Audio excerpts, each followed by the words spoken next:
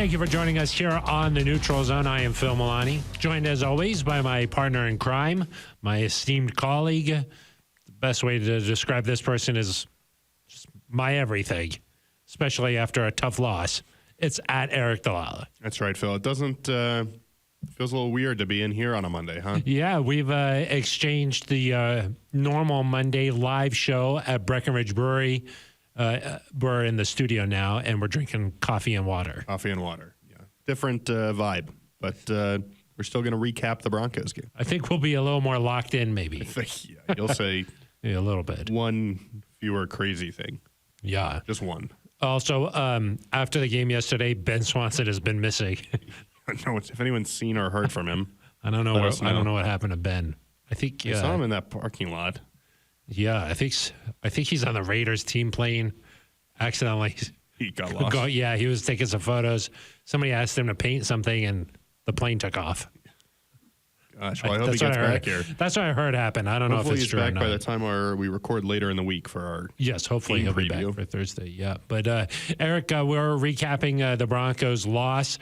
17-16, the final, a seventh consecutive loss to the Las Vegas Raiders for the Broncos here. And, there were some positives to take away from the game. I thought there were some encouraging signs. Maybe we'll talk about Russell Wilson's performance a little bit later, get into the PS2 Devontae Adams matchup, which I thought was favorable for PS2 there. Maybe Javonte Williams coming back. We'll get into that a little bit. But, Aric, I think the main consensus, certainly from Broncos fans, is, hey, a lot of changes this offseason, but still a similar result. Yeah, I mean, listen, it's eerie a little bit, right, that the score is the same as it was week one a year ago. Yeah. And I can understand the frustration, right? We don't want to minimize that. Fans are entitled to feel what they want to feel, and certainly after the last, Justin Simmons in the locker room, Phil, said nobody's thinking about the last 7 years, and if you're a player, that's the attitude you have to have. But certainly if you're a fan, you're probably feeling a little bit of, it looks the same, right? Yeah, like you're snake bitten or something. You're like, gosh, it doesn't matter what happens here. It's still a frustrating, close loss. Right. And I get that. I understand that. Obviously we're disappointed as well. You want to get a win to start the season, especially in a game. Really the last 3 games, at least against the Raiders, you feel like you probably should have won the football game.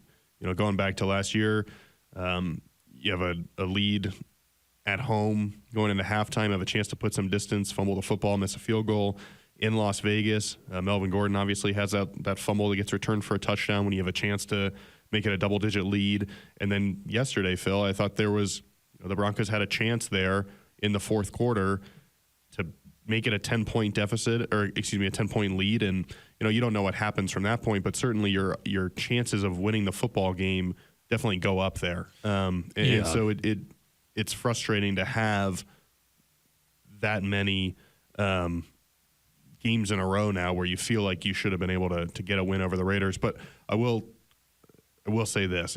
The score might be the same and the result may be the same, but it looked and felt different in a lot of ways that I know people don't want to be patient, and I know people want it to happen overnight, but I thought you mentioned the encouraging signs. There were things that suggested to me that even though the result was the same, the product or the process is a lot different, and that's going to lead to success here at some point. Yeah, I think that there were a lot of encouraging things that came out of it. Certainly from the offensive side in that first half, you really saw Russell Wilson use his legs to get outside of the pocket, looking downfield. I mean, that looked like the Russell Wilson the Broncos were trading for. That looked like him, scrambling outside of the pocket, making things happen down the field, and a couple of touchdowns that looked pretty similar there, just with him scrambling right and finding guys. I think you are encouraged by that. The running backs were very involved in the passing game. I think that was something we thought was going to happen. And look, I think that you look at that second half and you're like, well, what happened? They only scored the 3 points there in the second half. But when you're talking about the weapons that Russ had, You're already down Jerry Jeudy going into the game, and then Greg Dulcich goes down. Nothing against some of the other guys that were available, but those are two of the primary weapons that Russ has available to him this season. And when they're both out of there, it makes things a lot tougher. Yeah, those are two of the top three guys we talked about coming into the season, if not the top two guys, right? Yeah. And Jerry Jeudy's out before the game starts. Greg Dulcich, pulls up right before halftime. And listen, I know they scored 3 points, Phil, but they only had 3 possessions. Yeah, that's true. So it wasn't like, the last 3 and out came at a poor time, but it was the only 3 and out of the game. Yeah. They had 3 first downs on every other drive. They had 2 scoring drives of at least 8 minutes. I think last year they only had 3 of those all season. Yeah. The offense moved the ball well, and obviously you want to convert in the red zone there when you have the opportunity. But you're right, Phil, from a weapon standpoint, who you had available, one, it changed. And I think anytime somebody like that who is critical to your game plan like Greg Dulcich is, and you have to adjust to that in game, it's difficult. But also then you're relying on Cortland Sutton, who made some great plays there in the second quarter. Yeah. But you're asking a lot of a Marvin Mims in his first game, or Lil Jordan Humphrey or Brandon Johnson. You're asking a lot of those guys. And then you saw the way the Raiders played defense, where they're preventing the big play, and you kind of see that across the NFL right now. They're trying to make teams just dink and dunk their way down the field and prove that you can put together a 15-play drive, and it's difficult to do. You saw there were not a lot of teams that lit up the scoreboard this weekend. Certainly a few, right? But in Miami, when you have a guy like Tyreek, you just throw the ball up. That's true, yeah. But there were plenty of games that were kind of in this scoring range this weekend. But yeah, the way Russ looked, the way they were able to sustain drives. I know there ended up being a lot of penalties, but there were a couple times where there was that one where the offense got to the line really fast, forced an offside from the Raiders. There were just things that it looked like a better coached football team, and especially in the first half, you were like, this is what a competent, well-coached football team looks like. Yeah. I don't think that necessarily went away in the second half. The way things played out, it just didn't go in the Broncos' favor. And as Sean Payton said, because there were so few possessions, the margin for error just got so small to the point that, a missed extra point or a missed field goal becomes the difference. Yeah. There's always, in some of these close games, there's always like a couple of plays that stick out, and you're like, if those just went the other way, you're talking about either a Broncos victory or vice versa. Maybe the Raiders are, win by more than 1 point. So like these games go down, they come down to like a couple of plays, like some things that stick out to me is like the Philip Dorsett play where he's out of bounds, that could have been a huge play. Maybe if Adam Troutman is able to break one tackle there and get a first down, that drive continues. Who knows what could happen there. It seemed like the Broncos had some momentum, and then Max Crosby just sort of wrecked one drive there where you get a holding penalty, then you get the sack, and then he forces a rush play on a screen. It was that one in particular. It was 1st and 10. So that was the drive where they had the Raiders jump off sides. Yeah. They got to the point where there was a face mask that Jaleel McLaughlin drew. It's 1st and 10 at the Las Vegas 34. At that point, it's 10-6 Raiders. You have the chance to score some points here in field goal range. And like you said, you go holding, sack, loss of 7 on a screenplay. Yeah. Yeah, so, there's a couple of moments there where I think if the Broncos would have just been able to execute a little bit better, maybe you're talking about a different outcome. The same is true on the opposite side. The Broncos got fortunate, like the drive where Cortland Sutton scores a touchdown. There's a pass interference call there that allows them to get into range there. And then, of course, the K-Jack interception in the end zone. So there's plays on both sides that could have been made here, but it does feel like the Broncos had some chances there to win this game. Yeah, and they didn't make mistakes where you're like, this is not fixable, especially offensively. Yeah. Like, it's not like they turned the ball over a lot, and granted, they did get a bit of a break when Russell Wilson's fumble got overturned because of a penalty. But it just looked... It looked better, cleaner. Looked better, more efficient, and we talk about, hey, it's not going to, we heard Peyton Manning say this, I think, on ESPN last week. Hey, it's going to look better in week 5 offensively, especially than it does in week 1. And so, if it looked like that in week 1, and I know that they scored the same number of points that they did last year, but this offense looked better, particularly in the first half, than it did for really almost all of last season. I was impressed with the way they moved the football. There was one drive, Phil, that I thought, when they attempted the 55-yard field goal in the third quarter, it was 1st and 10 at the 44, 3rd and 7, and you end up with facing that 4th and 3 at the 37-yard line. I wonder, at that point the Broncos are up 13-10, kick the field goal. I wonder about going for it there. Yeah. And Sean Payton has not been asked about that. He was not asked last night or in his press conference today. And again, in a 1-point loss, like you mentioned, there's a ton of plays you can look back and ask that question about. But I wonder if that was a chance where, in retrospect, maybe you push it and try to see if you can get a first down and keep your momentum going and make something happen. He was asked about tempo. I think that was last night after the game, tempo-wise. And I feel like tempo sometimes leads to momentum. And I think you're right there, Aric. Just like if there's a couple of plays made by the offense, you could really feel the game's – it was like starting to shift, but then something didn't go right and it stopped. And so, maybe you make a play here or there or you go for 4th. Then you could really get things going your way, and then that tempo picks up, and you're really in a good rhythm there. So, a little bit frustrating, but I agree with you, Aric, that there were things where you saw they were schemed open. You're like, this was an interesting play design, and boom, this guy's open, and you're getting some easier plays, Aric. You know that I like the easy plays. Yep. There were a lot of those where you're like, that was really well designed, well executed play, and there was never a moment where I was like, what the heck are they doing out there? Or like, what was that? Yeah. There was that just never happened yesterday. It just the way the game progressed. There's not a read option with the tight end running the read option. Exactly. Or like Russ wasn't throwing it into like triple coverage. That you're like, what are you like? What was going on there?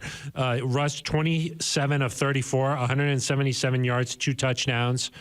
He was sacked twice only.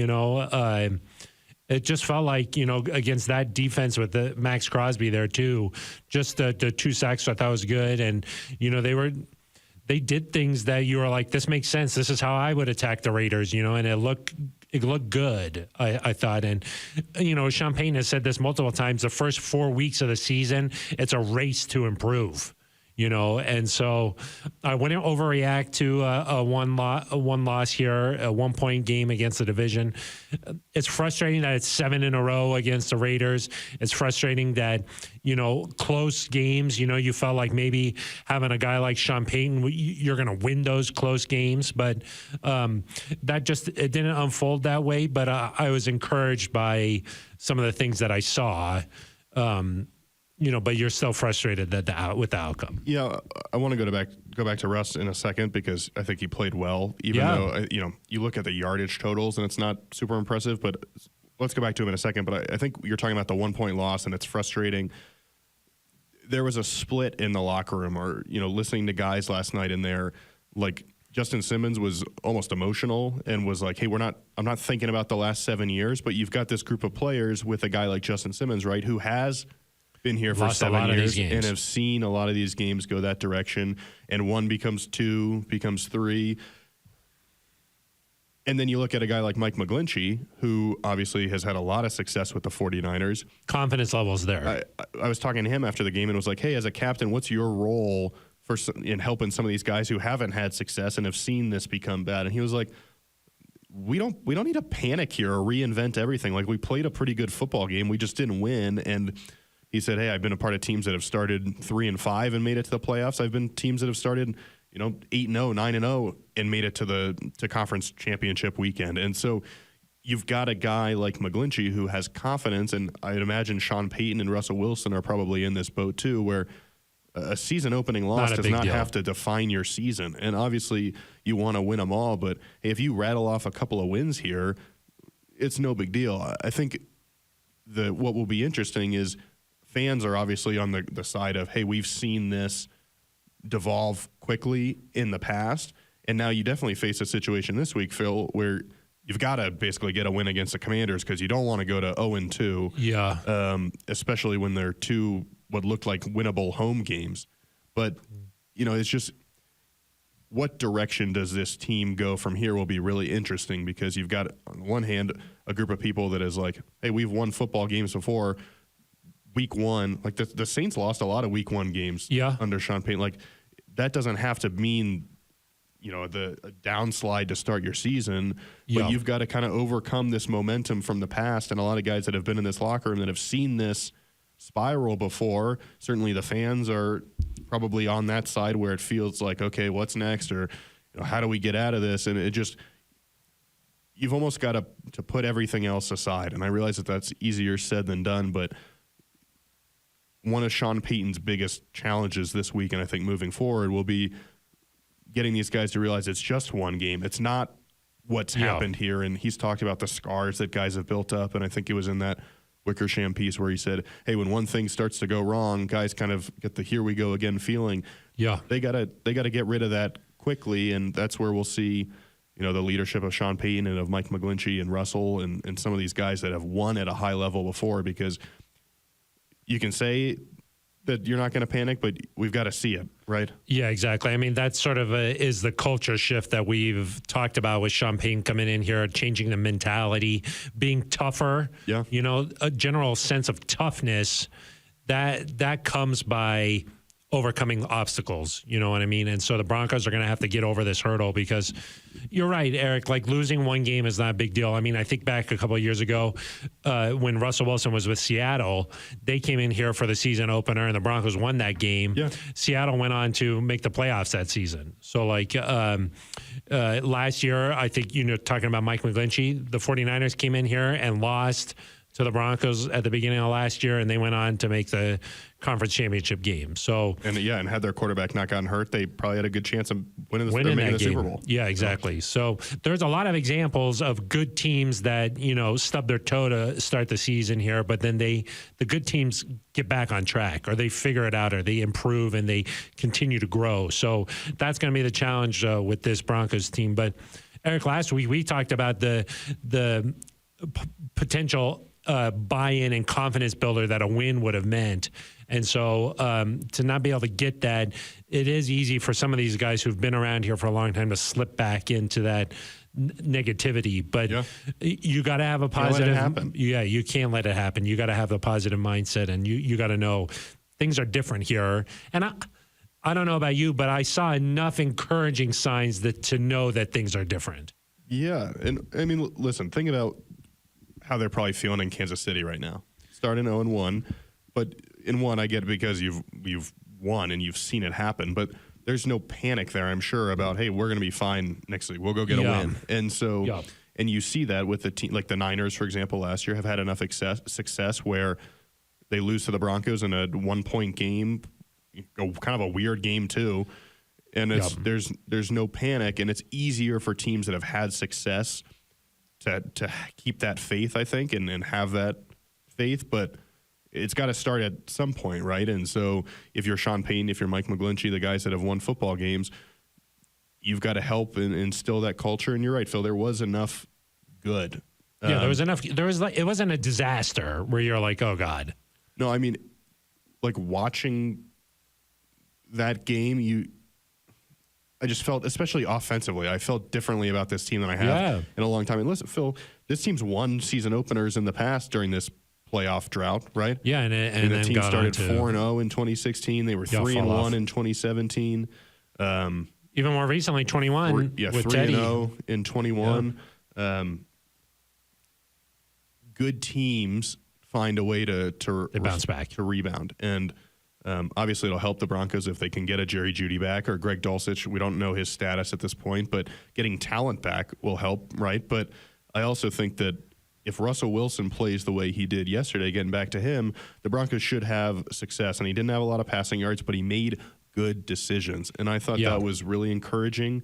Outside the pocket, I don't have the numbers in front of me there, but he was really good when he was outside the pocket. Yep. First half, really just one incompletion because one of them was a spike there at the exactly. end of the first half. I mean, he was accurate. Efficient. He was moving the ball, didn't take a lot of hits, didn't use his legs a ton. I think just one real scramble attempt. Yeah, but he got outside the pocket and stuff, used it that way. But he looked good. And if Russell Wilson plays at that level, you're going to be in a lot of football games. No turnovers. I mean, that was big to me. Yeah. You wanted to see how that offensive line played, and I thought against that pass rush, I was pleased with how they did there. And Mike McGlinchey held his own against Max Crosby there.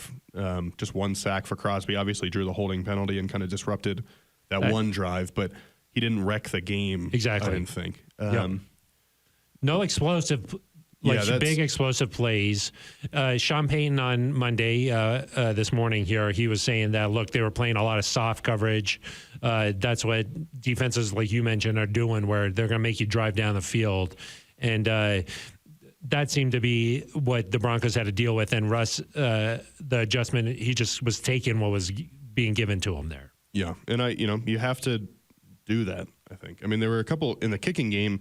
Special teams was not great early, obviously, but Marvin Mims had a chance to break a couple of those kick returns. Yeah, you saw the speed for a second. He looks like a guy that at some point is going to break one of those. A couple times they just got him by the shoelace there. Yeah. But yeah, I mean, offensively, you got to have a few more of those big plays, and I don't know if that comes from the thing is you don't want to force it, right? And so there's a balance here between chucking it deep to Cortland Sutton or Jerry Jeudy when he's back, and taking what the defense gives you and moving the ball. And I do think it speaks to the coaching of this offense that you can have a 15, 16 play drive and score, whereas last year something was really going to go wrong. Yeah, exactly. Now defensively, Phil. Okay, let's talk about the defense. Probably not. It's tough, right? Because they only gave up 17 points, and even in a scenario where the Raiders are trying to score there on that last drive, you're looking at 20, 24 points, nothing outrageous. Yeah. But you saw kind of an old issue of not being able to get off the field against the Raiders at the end of the game, which we've seen. Yes. It kind of dates back a couple years. Didn't happen as much last year, but certainly in the past we've seen that issue of not being able to get off the field. And just the big plays where it mattered, the third downs. On that first touchdown drive, there was a 4th and 1. They flushed Jimmy Garoppolo out of the pocket, and it looks like, hey, you're about to get a huge stop here after the onside kick and grab the momentum right back. And he just kind of pops one up, and Davante Adams is wide open. Yeah, I mean, that opening drive, they converted on 2 third downs and a 4th down. Yeah. So, yeah, I mean, when you're going up against the Raiders, you're like, okay, we can't let Davante Adams beat us. We can't let Josh Jacobs beat us. Jacobs was held to 48 yards on 19 carries. 2.5 yards per carry, right? That's pretty good, I think. And Davante Adams had 6 catches for 66 yards. But when he was going up against Pat in particular, according to Next Gen Stats, that's sort of your Bible. I know you read that before you go to bed every night. Yeah, you swear to that before we record. It's outside the studio here. You just That's it. Next Gen Stats says that when Pat was on Davante had 2 catches for 11 yards on 5 targets. And Pat was really good. It was good. That doesn't, of course, count the pass interference that Pat got called for that brought it down to the 1. But I didn't love that call. That's a hard. Yeah. I guess that's sort of what a veteran wide receiver does, though. They create the contact where you don't have any. It looks like PI. Right. But still, I think even if you toss that in there, that was 20 yards, something like that. Yeah. Let's see, penalty, 16-yard penalty. You're talking about. I think that was pretty good. Three catches on 6 targets for 20-something yards. I mean, yeah, that's about as good as really you can good. do. And he had a couple. There was maybe my favorite play of Pat's from yesterday is the Raiders can't get anything going. They run that flea flicker, right? Oh, yeah, exactly. And they throw it down the left side to try to get Davante. And Pat almost picks it off with one hand. Yeah. I mean, that was an impressive athletic play. 3 pass breakups, a career high for Pat Surtain. Yeah, I mean, he was great. He held up his end of the bargain, and you kind of look at it, okay, well, you forced a turnover. You held Josh Jacobs to, you said less than 50 yards. 48 yards. Davante Adams 66 yards. 66 yards. And you lose. You think you're supposed to win that game. And you lose. And that's where you're kind of like, okay, well, what happened then, right? Yeah. And it was kind of the death by 1,000 paper cuts. You know, that long drive, I know they get the interception there at the end off Jimmy Garoppolo, but that was a long drive that the Raiders were just moving the ball kind of at will. On the drive following 16-10, you know, the Broncos kicked a field goal to go up there. Raiders go right down the field, 6 plays, 75 yards in 2 minutes. I mean, that was probably a little bit too easy. And on that play, or on that drive, you had gains of 18 yards for the Raiders, 16 plus a roughing the passer, and then a 20-yard gain. And it was like a split second, right? Because Justin Simmons almost breaks up that pass to Austin Hooper. Yeah, almost. And Sengbasi is like just a split second late maybe on that hit on Jimmy Garoppolo. And you just... He was late. Yeah, but not that late, right? Yeah. Like, well, it was roughing the passer. Yeah, but that's just where it feels like they were just a split second here or there. I mean, I think that Damari Mathis found out, okay, life is tough in the NFL when you're playing on the other side of pad. Yeah. I mean, the people are going to target you. He's got to have that confidence where he's like, look, I gave up that, but I got to get back out there. It was, Jacoby Myers had a nice day. I mean, he just did. And that was tough. And then obviously the no sacks, the no pressure on Jimmy G. Sean Payton was asked about that on Monday, and he said, look, there's 2 ways you get the pressure, right? You win your one-on-one battles, or you have to bring extra guys. And so that was sort of interesting to me, Eric. I don't know how you felt about it, but like the pass rush had been playing very well throughout training camp, throughout preseason. I mean, there was a lot of talk about how Jonathan Cooper was had taken a step. It looked like Nick Medito had taken a step from his rookie year, had put on this weight. They bring in Frank Clark, Randy Gregory's healthy. That was sort of surprising to me, the fact that it wasn't just that they didn't get sacks. It was that Jimmy G felt pretty comfortable back there and was able to make his plays. So I don't know. I felt like they didn't win their one-on-ones. And, with the weapons they have, it's harder to blitz. Yeah, and, listen, I think that the game situation where the Broncos are either trailing for most of the game or just up by a single possession, it's harder to put pressure in. Well, I just think like there weren't a ton of obvious passing situations, right? It wasn't like the Raiders are down 10 here and they got to drop back to pass and you've got to put the pressure on. And that doesn't mean that you shouldn't have any pressure. Like I think there certainly should have been more, but it wasn't a situation where maybe you were going to have 4 or 5 sacks because the Raiders just didn't have to. They were comfortable with these quick throws, dinking and dunking. They didn't have to look to throw it deep down the field. 26 passes for Jimmy G. Yeah, and certainly early in the game, there were not a lot of 3rd and long opportunities where you just tee off. There was a 3rd and 7 in the first quarter where Jimmy G ran for a first down, and certainly we saw him do that a couple of times. Right, where there was a 3rd and 6 in the second quarter where they came up short of the sticks. I think that tends to happen too when you're not getting pressure and it's a big down like that 3rd and 7. Guys start to go a little bit harder. They obviously Alex Singleton was way upfield there and lost contain on Jimmy G on that 3rd and 7 there that essentially ended the game. But yeah, I mean, probably the one that you look at is there's a 3rd and 12, and the Raiders didn't come away with points here, but there was a 3rd and 12 in the third quarter, and then Garoppolo finds Davante Adams for that 12-yard completion. That's probably an opportunity where, hey, you need to – I think Zach Allen had a quarterback hit on that play, but you've got to probably get some pressure there and find a way to get a stop there. But, yeah, I feel like, again, I don't know if I would panic there in terms of the pass rush just because of the situation of the game and how quick they got the ball out, and it was a close game. Veteran quarterback. Right. A little bit different with Sam Howell coming in this week versus Jimmy G, who's got that experience. If you don't sack Sam Howell, then I think there's and that's nothing against Sam Howell, but I just think it's He's a younger guy. Second-year guy, making his first starts. If you don't get pressure against him, and it's happened 2 weeks in a row now, then I think you start to worry, hey, is this a trend? What's going on here? Some of these things defensively that are concerns. Week 1 to week 2 is there's a lot of improvement. We've heard Sean Payton say the race to get better in the first 4 weeks of the season. You want to see the Broncos continue this offensive success and get better, and you want to see the defense clean things up. And if the defense, allows a lot of long drives again, or doesn't get pressure, or on third down, gives up. Gosh, I think the Raiders were 5 of 11. So, and then 1 of 1 on fourth down. So basically 6 of 12, 50% on those important downs. If you have something similar to that, then you wonder, okay, is this an issue? Yeah. For right now, I'm not ready to go to that point, Phil, but certainly they know they have to play better, and they know that last drive, Phil, I mean, you got to get off the field. How long was it? 6 minutes? Five and a half. 5.5. When you punt there. They got the ball back. They got the ball back with 5:08. 5:08. I don't know about you, Eric, but when I was just watching the game, I was like, I did not think the Broncos were never going to touch the ball again. I thought for sure they were going to get at least one more chance.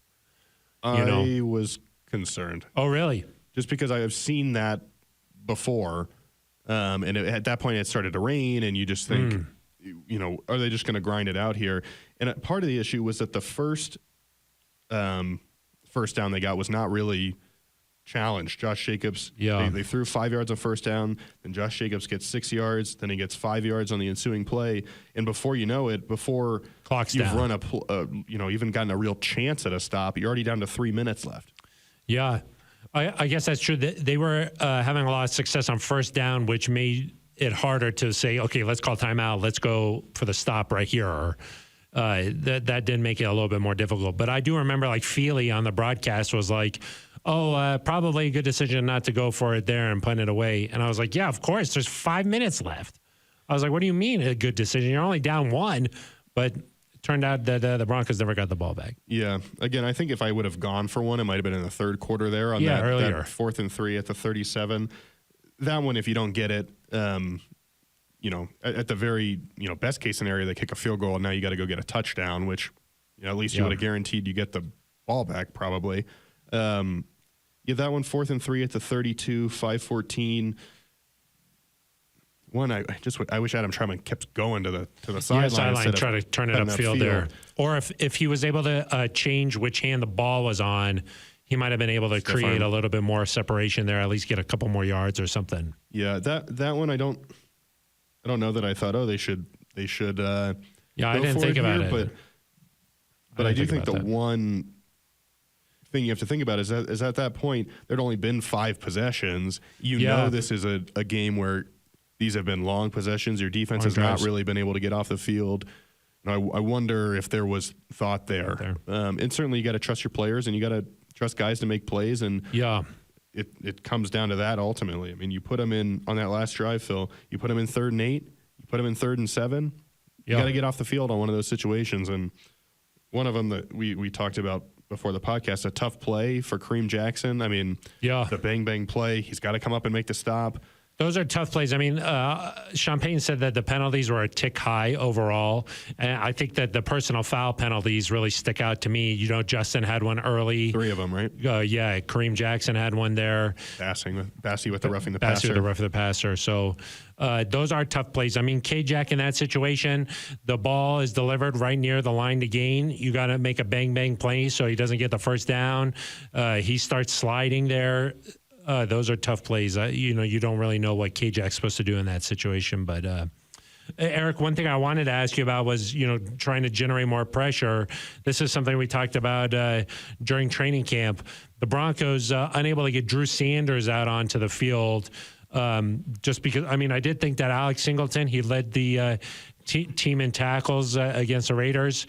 I thought Josie Jewell was flying around, but it does feel like they need to figure out a way to get this guy on the field, especially when they're having trouble getting pressure on Jimmy G. We heard that Drew Sanders is that pressure type player. It is something that they're going to, at some point, they're going to have to figure out how to get this guy on the field, I think. I agree. Again, I think that part of it, right, is that they didn't have a lot of 3rd and longs. And when it's 1st down or 2nd down and your goal is to stop Josh Jacobs, you probably want your veteran tacklers out there. And that's Josie Jewell and Alex Singleton. And they did a good job, as we talked about, holding Josh Jacobs in check.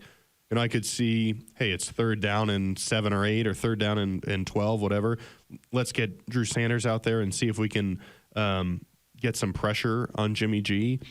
Maybe you do that in the third quarter. I don't fault them for, hey, 3rd down, game is on the line in the 4th quarter.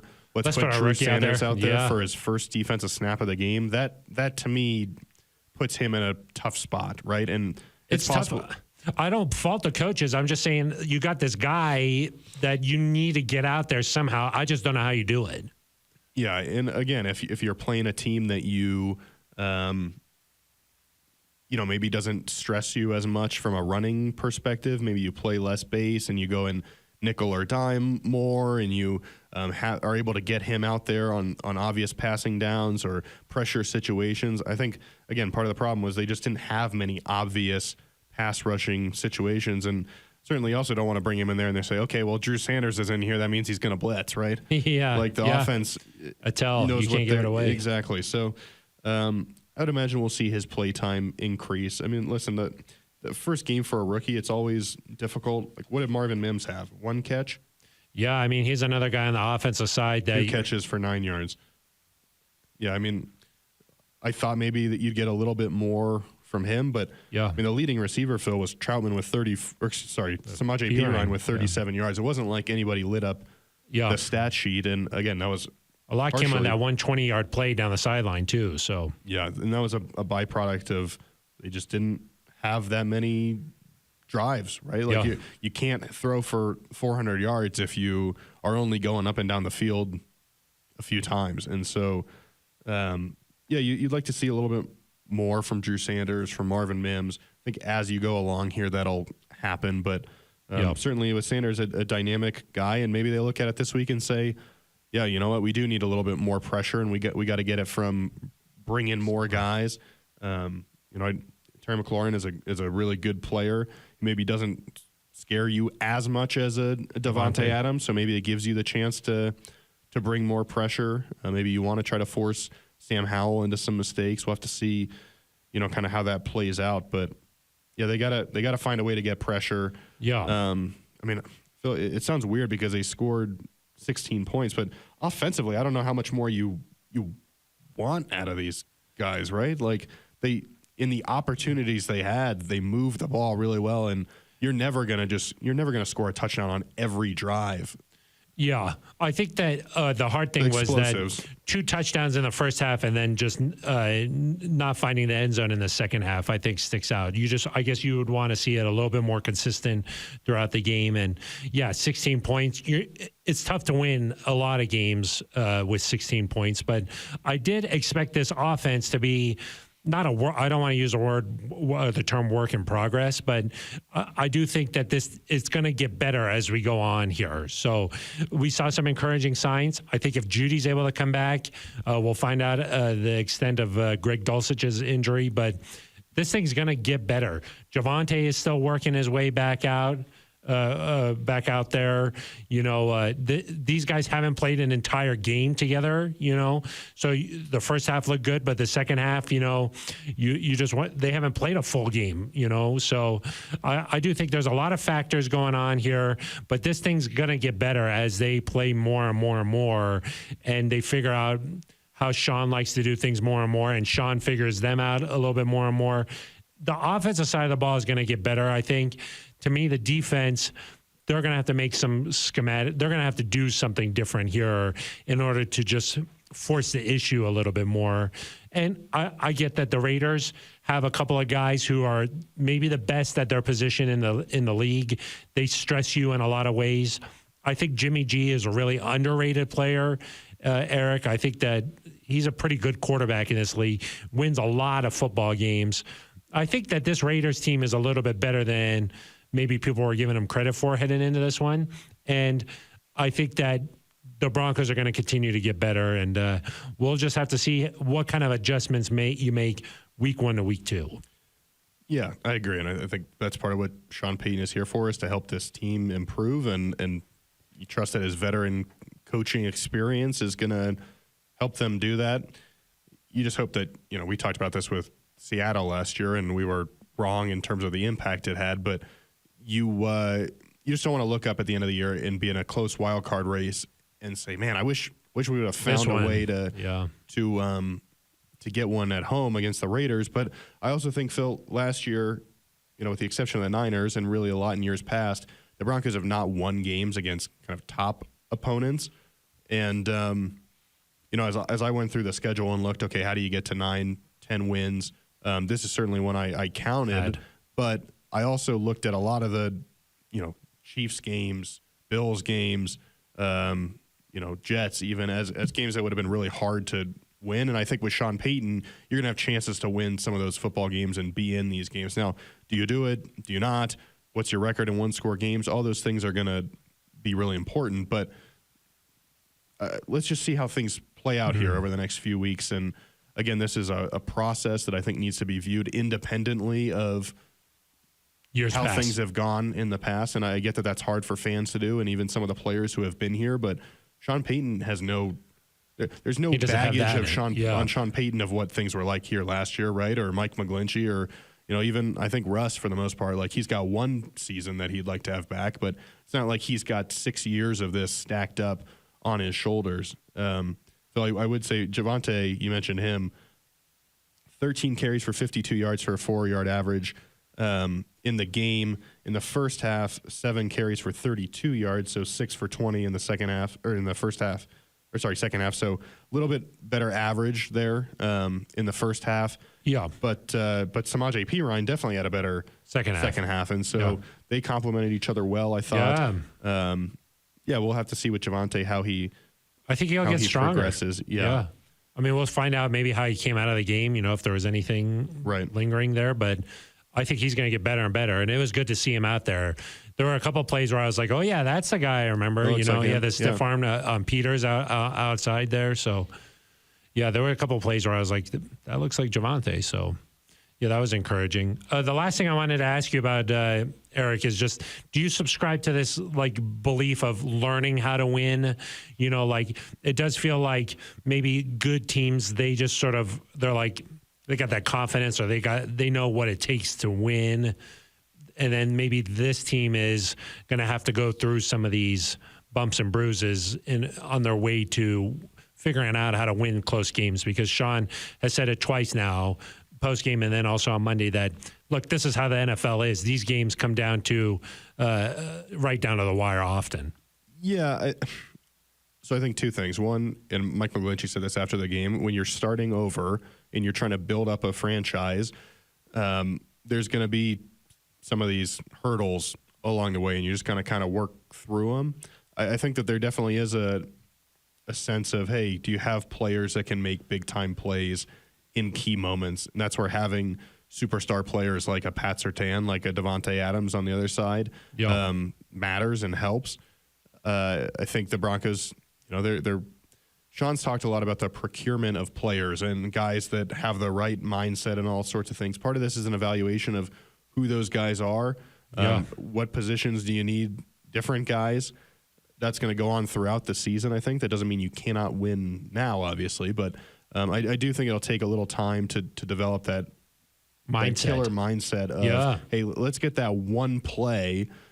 But then I also think, Phil, separate from winning an individual game, you've got to develop that mindset, like I mentioned earlier, that if you do lose one of these games, it's not the end of the world. And that, you want to be angry probably a little bit and disappointed and motivated to go back to work.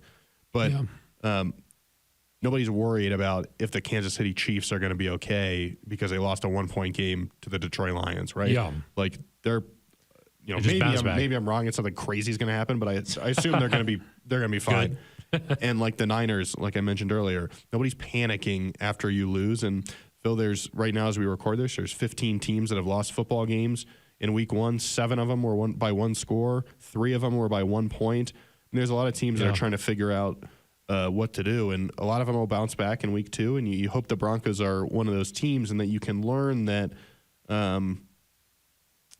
hey, it's not the end of the world to lose one of these games. And as McGlinchey said, you never know when you catch fire and then all of a sudden it feels like things like the Vikings last year, right? Yeah. Everything went their way. I think they were started 11 and 0 in 1-point games or in one possession games. you hope that the Broncos are able to find that sort of success. But yeah, I think there's both an in-game element of how do we close this out and an overall kind of shift in mindset. Yeah, it does feel like good teams, there's like a point in the season where they figure it out and things go well. Yeah. And then bad teams, there's like this point where it doesn't get figured out and then it goes downhill. Well, and the importance of this week now is elevated because you don't want to put then there's a group of teams that is, you struggle too much early and you never give yourself a chance. Can't get back into later, it, yeah. right? Like I think back to 2019, the Broncos were in 3 one-score games in that opening stretch under Vic Fangio, lost all of them. You're 0-4, and it's like, okay, well, at this point, it doesn't really matter how much you improve because you're just too far back to do something. You can't let a loss go into a skid. You gotta stop. And listen, Phil, there were some good football teams. I thought that like the Chargers lost yesterday. That was kind of, you assume that's a tough game. That was a tough matchup, but their own one, and probably feeling like, gosh, can we just get one stop, right? Yeah. And the Bengals lose a tough one to Cleveland. Oh gosh, their offense looked discombobulated. The Titans lose a 1-point game in New Orleans. The Steelers, who were a trendy pick, they got kind of thumped by the 49ers. Patriots got they lost to the Eagles. So we'll see what happens tonight. I'm sure Broncos fans will be interested in how that turns out. But yeah, I mean, Phil, we talked about this last week. 1-0 gives you an X percentage chance to make the playoffs. Well, no, good teams make the playoffs, and you can rebound from this, but you've got to do it. And we'll see how they respond. Yeah, starts with Washington coming up this week. It would have been nice because you would have been the only team in the AFC West with a win.